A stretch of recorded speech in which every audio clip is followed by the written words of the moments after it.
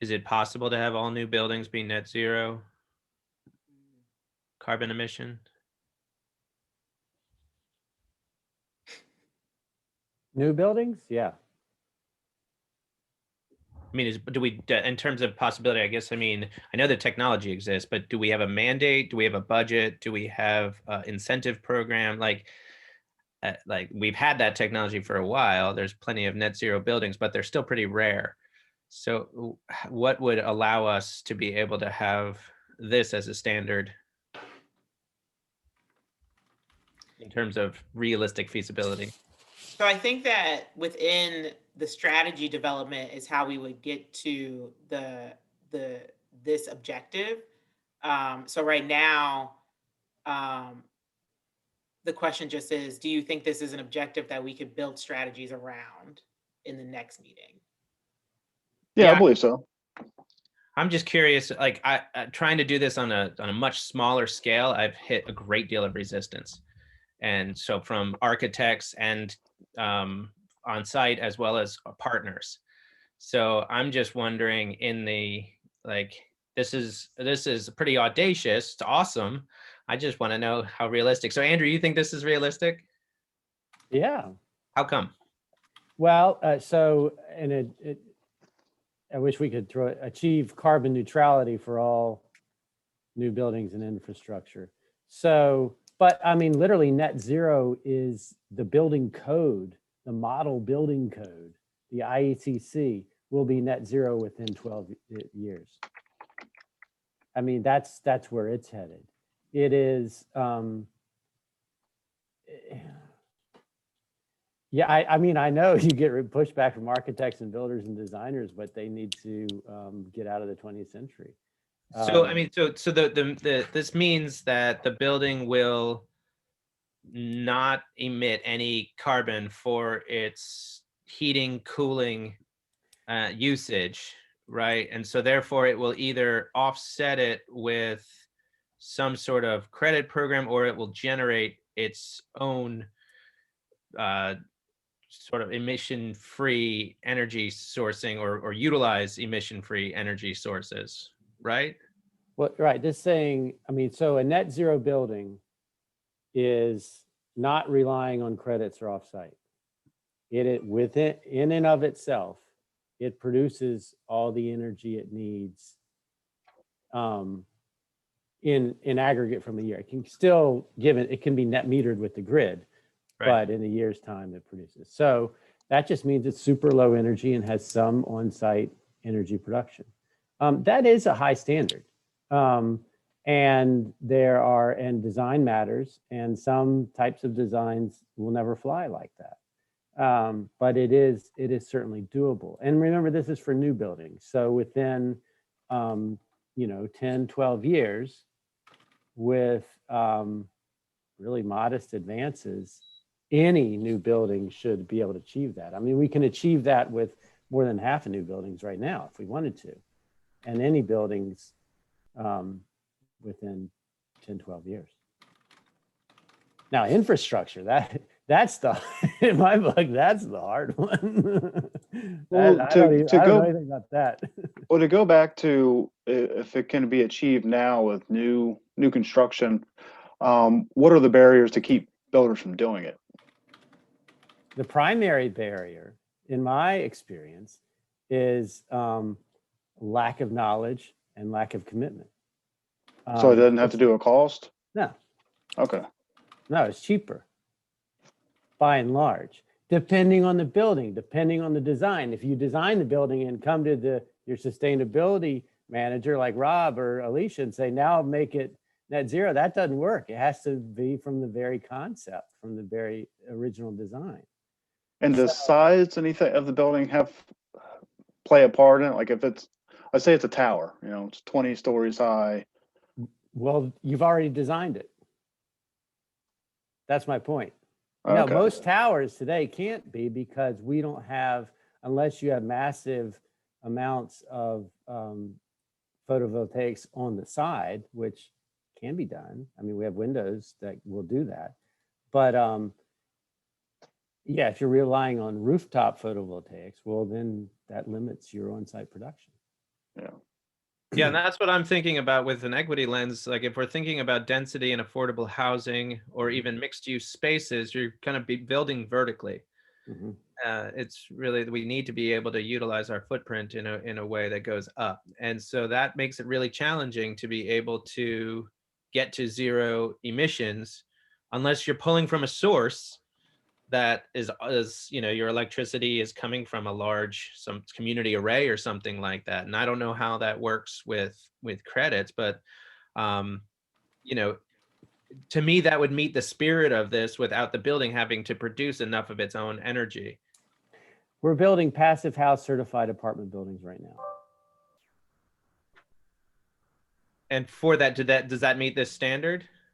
Well, passive house means they are mega low energy. Yeah. And by and large, you could, so that's today. So are those net zero? I don't know. I don't know how much PV is on the roof, but I'm assuming within 10 years, that same passive house apartment building, 7 stories, and beyond a certain density, there's a right level of density. And 20 stories may be the wrong level of density. But certainly 1 story is also the wrong level. So to achieve the best walkable scale in communities. So, what I know is that we can build ultra low energy intensity residential apartment buildings today. And it's pretty easy to put PV on the roof. I mean, I love it. I just want it to be real. Like, Yeah.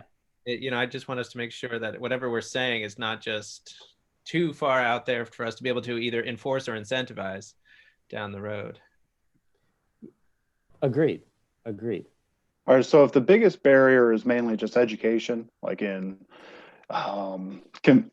communicating those thoughts to, say, you want to build a property in Richmond, and it's going to be a commercial building, for them to say, well, I'm pretty sure it's expensive, but it's just because they're not educated in the fact that no, you can build a building actually for a little bit less money, and over the long run, you'll save money as far as your energy cost, all your expenses and overhead that way.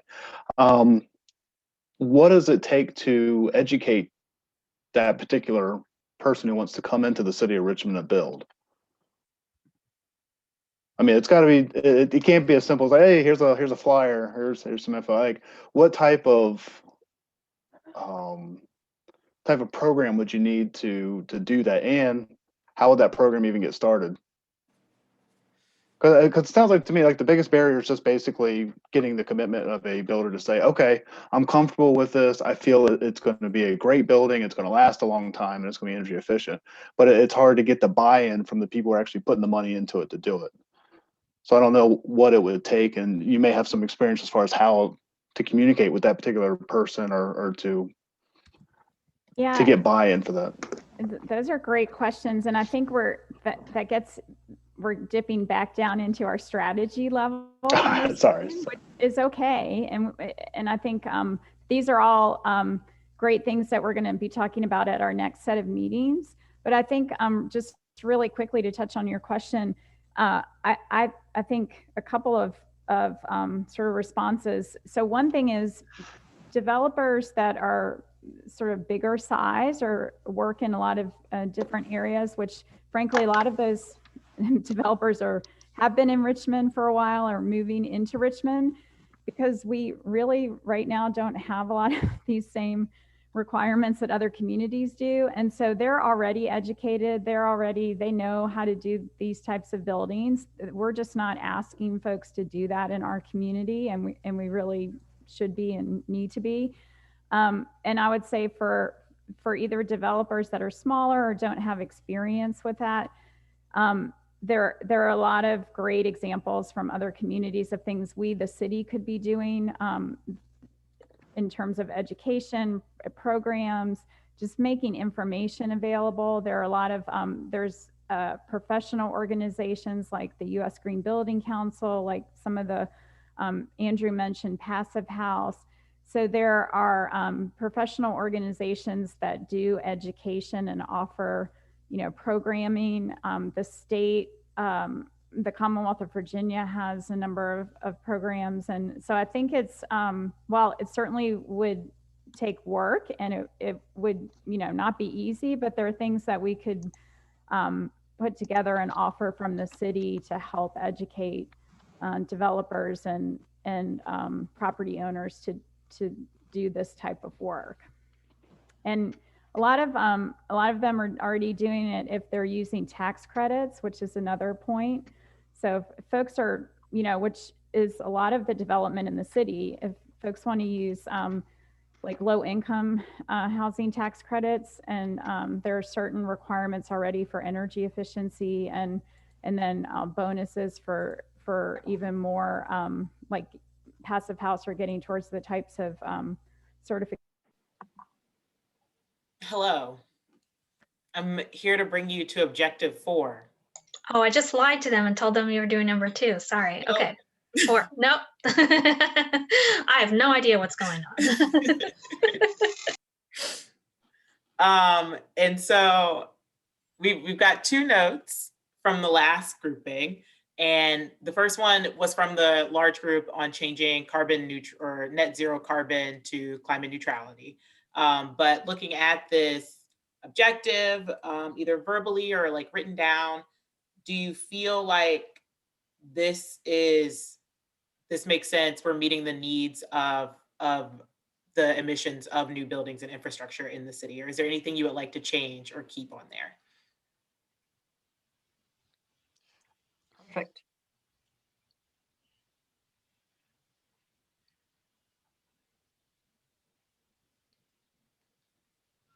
And Kendra, when we're talking about this, we're not talking about city facilities. We're talking about buildings, commercial, residential. Okay. Yeah.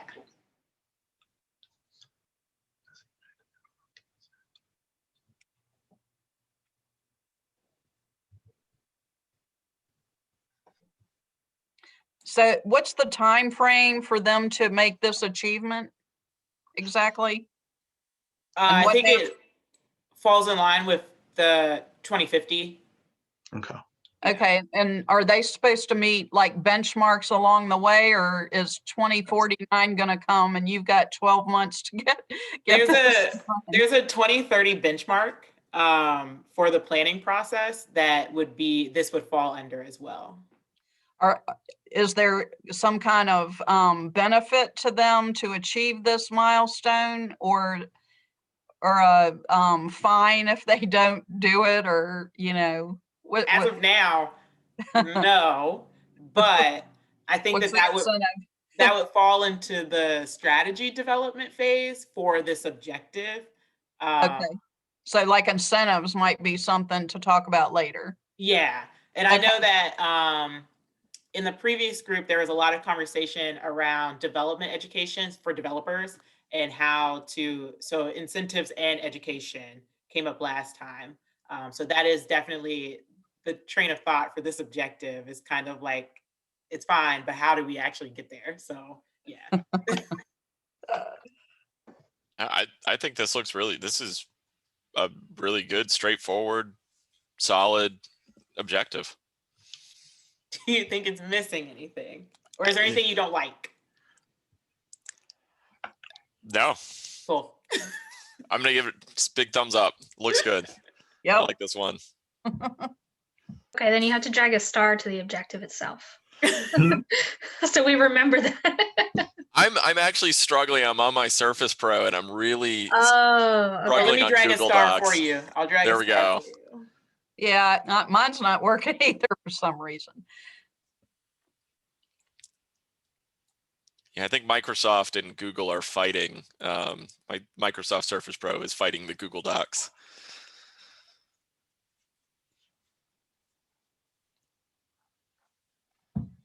Super minor comment. I think achieve is a typo there.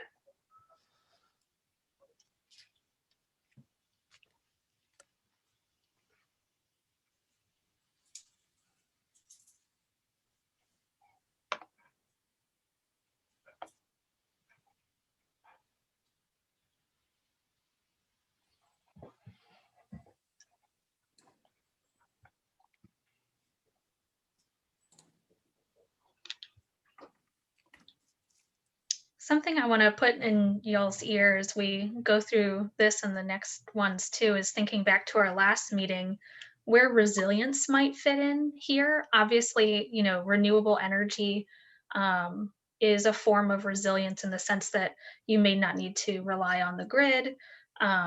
Being more energy efficient is certainly an element of resilience, but, you know, thinking about where we could potentially call that out specifically in the objectives.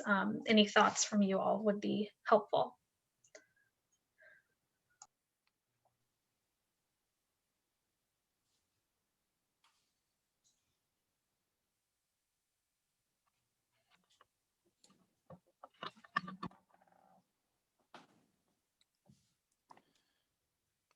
Could I ask real quick, is there going to be any, I mean, if you're building on green sites and you're building a whole new town, I think that's beneficial, but I'd be interested to know, you know, what percentage share of like floor area, let's say, is in new buildings in this time period? Like as a, you know, what are we doing for retrofits, I guess would be my question.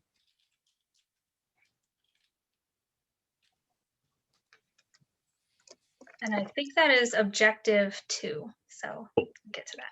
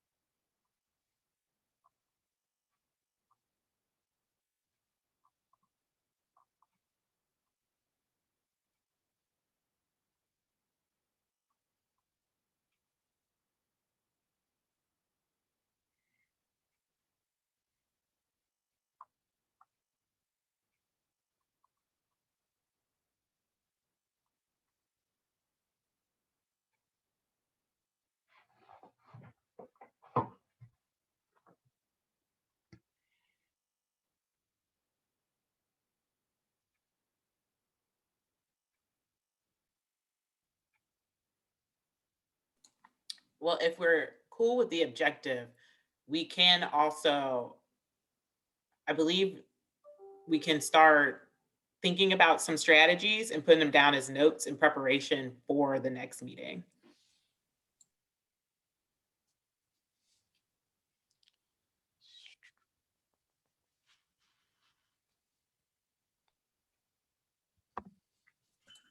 And so I know we have incentives and penalties.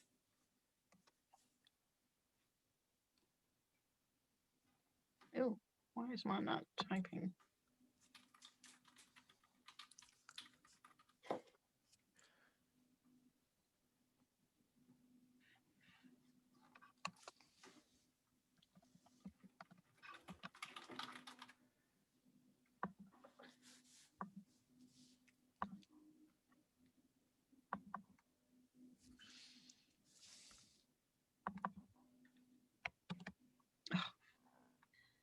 My sticky's not typing.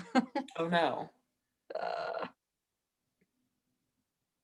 Jeanette, I'll type it out for you. What were you trying to put down?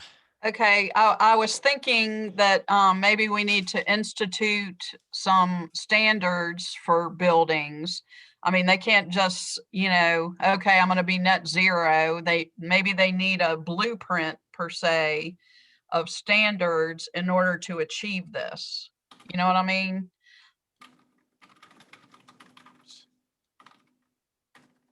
Does that work? Institute new building codes and standards? Yep. All right. And I can't see that. I don't know what's happened to my, it's not working like the last screen, but. Did mine show up for everybody else? I can see it. Okay. Jared, you might try refreshing or, I don't know. Yeah, let me see something.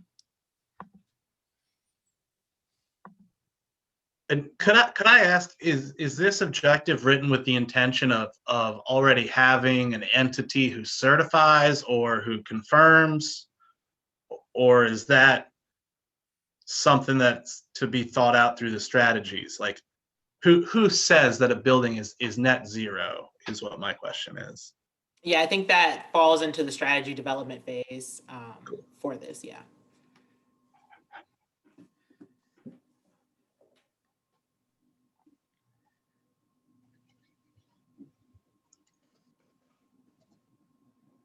Oh, now I can see it. Cool. Oh, good. I thought I was going to lose it for a minute there, but it came back. Yay. Okay. Kendra, on like the incentive structures, have you all seen anything in, and I know we're jumping into strategies, but have you all seen anything in other cities folks have done either kind of penalty structures or incentive structures on things like this? I haven't noticed anything in any of the things that we've looked at. To be fair, that hasn't been my focus when I've been looking at plannings, like the plans from other cities, but I'm sure there must be something, because relying on goodwill is not always the best choice. Yeah, and I think about it in just being in the energy space and solar. I always go to, well, what's the standard plan for energy is always like an RPS or like a carbon penalty, a carbon tax like Reggie. And I was, Jeff's question just kind of got me thinking, I'm like, I don't know how you would structure, like, it's a really complex problem to track. Right. Where like energy consumption is a really easy, discrete system to track, and even that's sort of super complicated. Yeah, especially on the just as the city. Yeah. Yeah, then you take cities resource strapped and dependent on tax revenue, Right. that can get extremely cumbersome. Mm-hmm. And Eric, I haven't seen this in action as far as like the incentives and penalties yet, but I've seen other cities that are a little bit ahead of us on this. The first step they often take is benchmarking and just data availability, because that's something we don't have at the building level or at many other levels, which is like how many emissions are each building, is each building producing? Then you can work your way from that often. So that might be a starting point that we would look at from other cities next meeting. That makes sense. Yeah, not the easiest thing to solve. Right. And Eric, I see that as is if we can get that triangle between the development community, the city, and the energy community to develop a streamlined approach, because if that's additional overhead, that's going to lead to disinvestment, and that's. Yeah. If it's not affordable, they won't come. Yep. Affordable in money as well as time is what's critical to having. We wish all buildings could be LEED certified buildings. That would be wonderful, but administratively, cost-wise, that's unrealistic, unfortunately. Yeah, and that's an example of that. Like my sisters always talk about, like organic farms is a great example. There's so much that goes into getting like organic certifications that a lot of farms that otherwise use those practices don't get that organic certification because the overhead and the administration around it is just so burdensome. And there, I'd also point out that that's a great example because there's also 37 different organic certifications and with different levels of actual impact. So, Mhm. you know, I would hope that there's a standard that's handed down from the Commonwealth level, even the federal level, but we can't rely on that in the near term. We'll just have to invent it here. Let's go. Yeah, I'm down.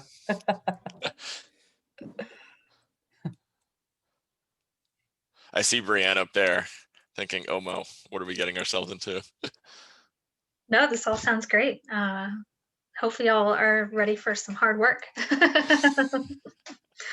Kendra's going to be leaving us in probably 30 seconds. So get your thoughts in on this objective while we have her. Thank you, Kendra. Oh, great Thank time. you. We're the best group, clearly. So. I think I just have the best objective. Oh, yeah. It's like, no, great.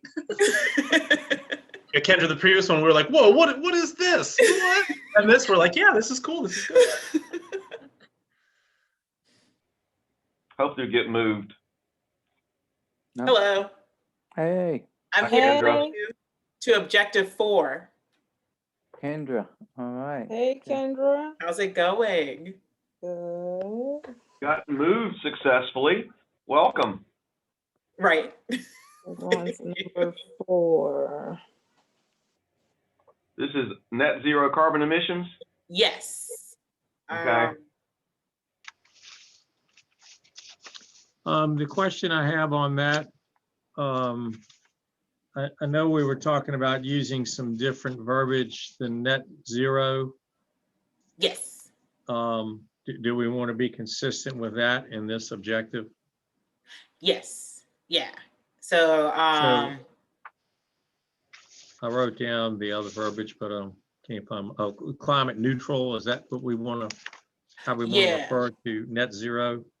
yeah, one of the suggestions was achieve climate neutrality for all new buildings and infrastructure.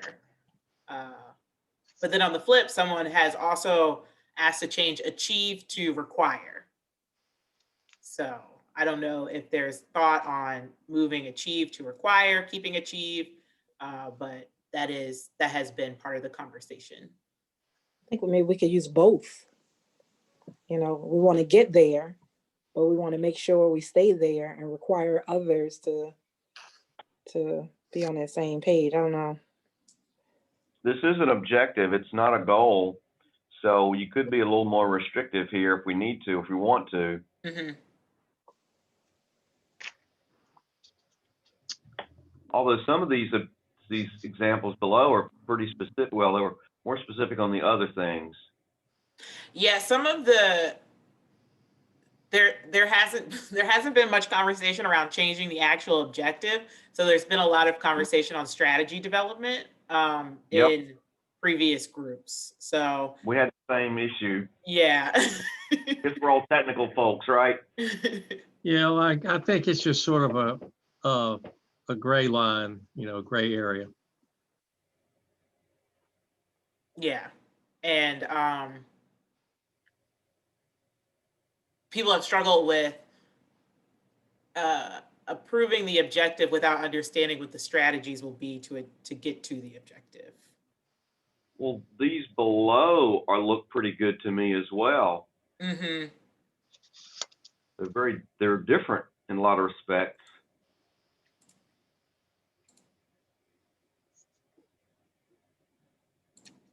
Which ones are you referring to, Ed? Make green buildings the standard practice, number 4. Right. Whereas Okay. ours is net zero carbon emissions. So green building is more general, I think, than, you know, climate neutral carbon emissions, you know? But then you get the people that are going to tell you there's a lot of greenwashing out there and it's kind of watered it down, you know. But then I don't, and the opposite of that is there's someone who put in the IECC, which I think can be a little bit too demanding, you know. Yeah. So where do we, you know? Yeah, and I think Ed's point is, is correct. Green building and net zero are not necessarily the same thing. Right. You may need to include both, green building and climate neutrality or net zero. I don't know. I don't either. I'm I guess we'll not have- able to use my Post-it notes for some reason, so I'm verbal here, but if someone Verbal wants is to fine. make I'm notes- taking notes and it's being recorded. Okay. Okay.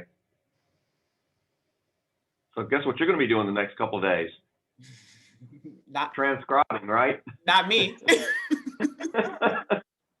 Good. How'd you get out of that one? I got my own meetings I have to transcribe. This is not one of Oh, good. Good.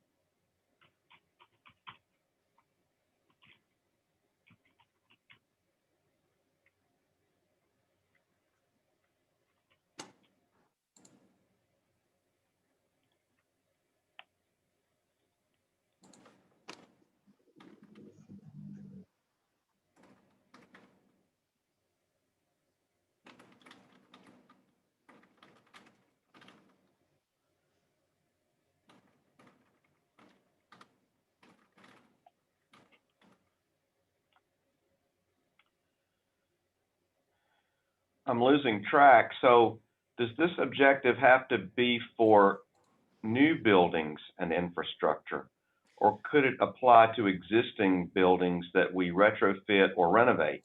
So my understanding that objective 2 is for existing buildings. Okay, we were just there, but I'm trying to categorize it. I wrote in my comments, perhaps, why limit this to new buildings? Why limit number two to existing buildings? Could 2 and 4 be consolidated into one objective? Right.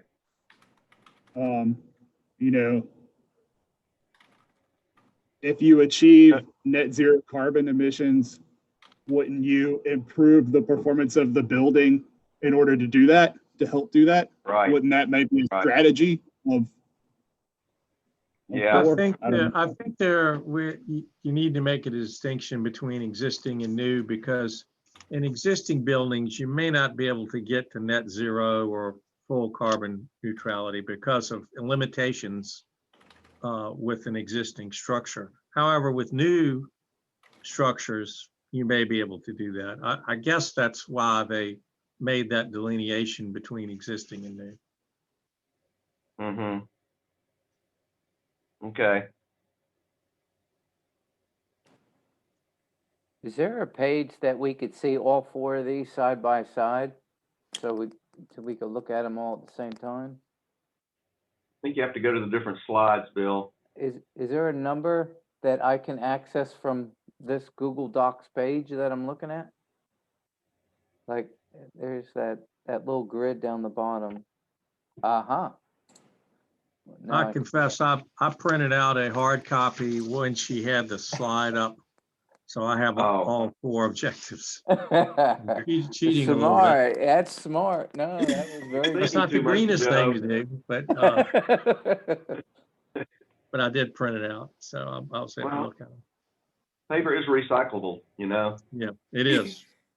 You can burn it in your wood stove too. Touche. So we were in 1, 2, and we're in 4 now.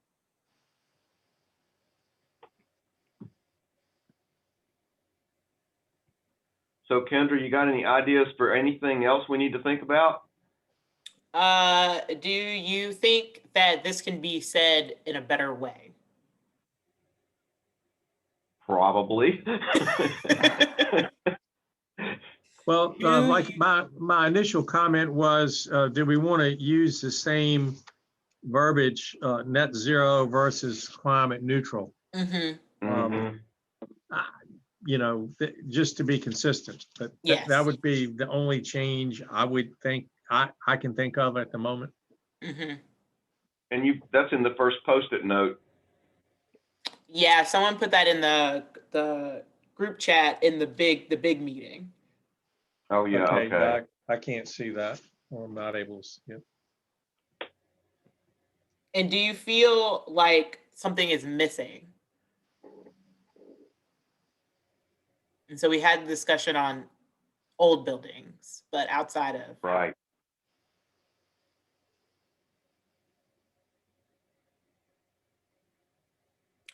You know, when the IECC started changing back in 2012, I was in some of these meetings, and what it is they explained how in the code development, how, you know, if you brought an energy improvement to the board, to the rooms, you know, it had to pay for itself within on the residential side anyway, within a 30-year mortgage.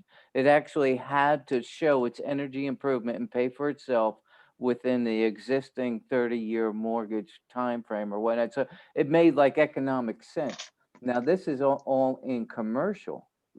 You know, if we're demanding energy efficiency, you know, do you attach it to something such as, and you know, that IECC, we got, you know, these guys have to build these buildings to, you know, code anyway. You know what I mean? So, you know, I don't know what I'm asking other than using, you know, maybe the code in some of this verbiage, which I'm afraid to do so. I'm afraid to do. Well, I think what you're asking in you know, this is kind of currently the situation. You can build a code compliant structure that may not be net zero. So there is a cost associated with getting to net zero, and is that payback attractive? That's where I was going. You're right. Yeah. I mean, it's kind of incentivizing the builders and developers to go there. The codes are evolving, and they change every several years. And will the codes catch up with what our objectives are is one of the things we don't know. That's a moving target. Do we want to supersede code or, yeah, code plus? That's a strategy, isn't it? Do you tie that into an objective? An objective or a strategy? Yeah. I don't know. I'm just asking the question. Yeah, again, you know, that's that blurry line I was talking about. It could be considered, I guess, a subset of a goal.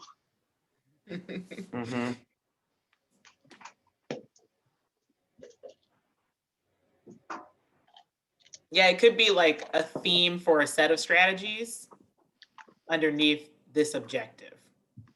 And this theme is recurring, definitely, probably because it's the same people. Yeah. We're all moving together, right? We're not having any new ideas. Yeah, tunnel vision.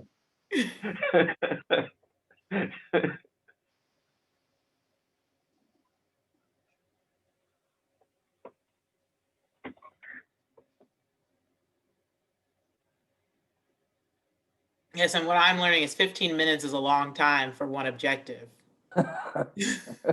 Yeah. But your comment, though, about does the objective allow for different strategies? I mean, that's probably where you pulled it from, but it is applicable here. You know, that was in that regard, you used the 15 minutes wisely. There you go. And efficiently, too, right? I think y'all just kept the conversation going so well. So that was helpful. We're trying with mixed success, right? I learned a lot. I didn't realize that utilities didn't have a meter. I kind of thought you guys, you know, I'm aware you guys have a budget. I was surprised that you guys don't have a meter on some of your buildings or, We have a meter on the plant influent, okay? Or the, Yeah, that's like a master gas meter. That's right. And we have some meters on some of the buildings. We have meters, but we don't see how much they use. But that's the next sort of phase of development for us. I would like for us to think about energy efficiency building by building, and your concept of, you know, energy use per square foot or consumption is one way to measure that. So that helps us here at the plant. Yeah, that's typically how it's done, is measuring the building's BTUs. And of course, you have to convert kilowatt hours to BTUs and so forth. But you Right. convert everything to BTUs per square foot per year, and you compare that to some known standards for efficiency in various geographic latitudes. But there would be one, you know, there is a standard for the Southeast, for example, which we would fall into. How is Dominion compensated for their wires and electricity going into the buildings? How is Dominion compensated? Well, into the buildings is ours. Dominion stops at the meters, or at the plant, Dominion stops at the head of the plant. So anything inside the fence is private. It's us. The city owns it. You know, Dominion stops at the feed. You know, they help us with some things, but and they bill you based on the master meter statistics. Yep. That's right. Just a theoretical number? I mean, it's so large. No, they measure. Fixed amount. Okay, it's a fixed amount. Yeah. You have a transformer, I would imagine it's so enormous. Is it a transformer on the out? Hello. Hi. I am here to bring you to your final objective, which is number 4.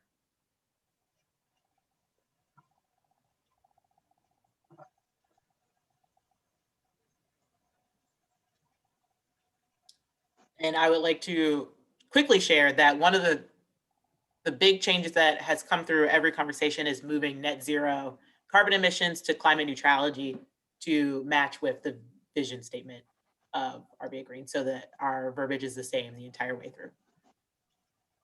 Yeah, it's getting a lot of stars there. Just got another one.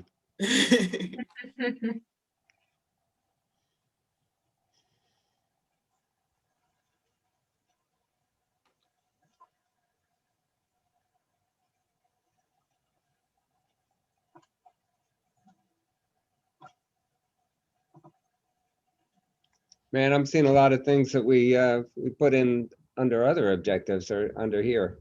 Really? Yeah, so that's fine. It's just running out of ideas.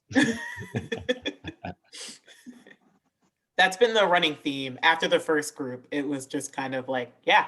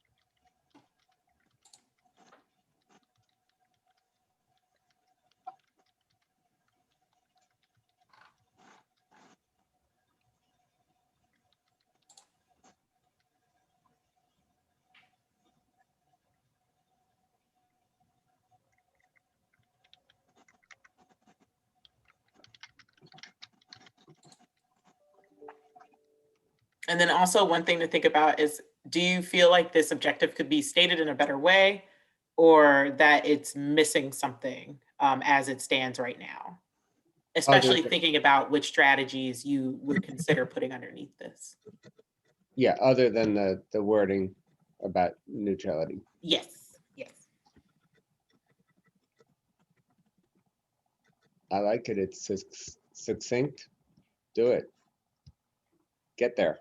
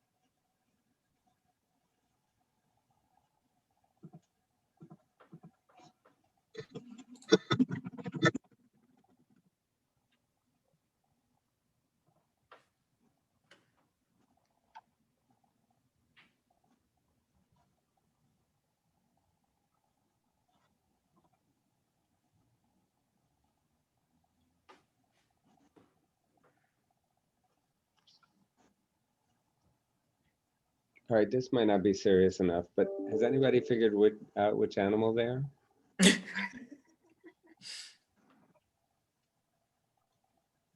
I have not. Did you just write energy efficiency? I did. You're a fox. I'll take that.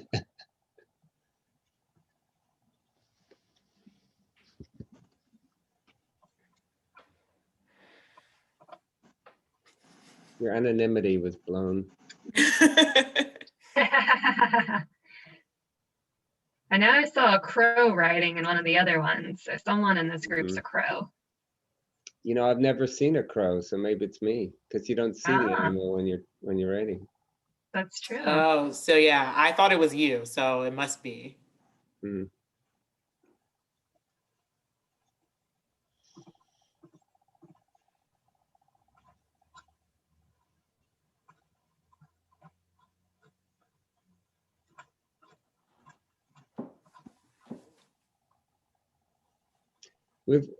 Kendra, we've lost steam, notably not lost steam from the, when we were objective 3 to 2 to 1 to 4, we're just like totally decelerating.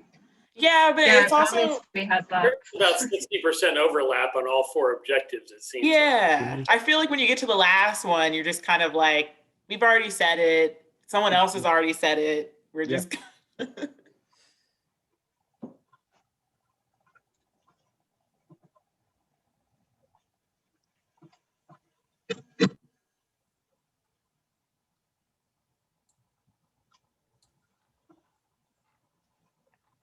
But we can also